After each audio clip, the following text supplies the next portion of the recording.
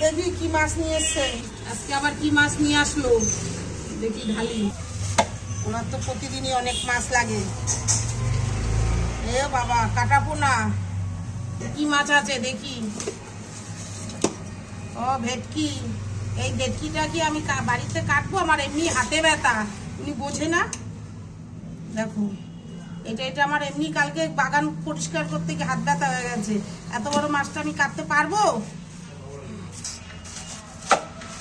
উনি খেতেও পারে বাবা। এ আবার আর মাছের মাথা গো। ওনার বুড়ো বয়সে খেতেও ইচ্ছে করে বাবা রে।